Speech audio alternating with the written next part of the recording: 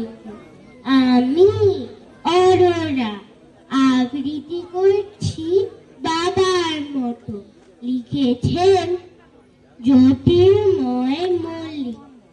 আবার যদি দেশকে আমার কেউ দিতে চায় থাবা, হাতের কাছে যেটাই পাবো সেটাই নিয়ে দৌড়ে যাব।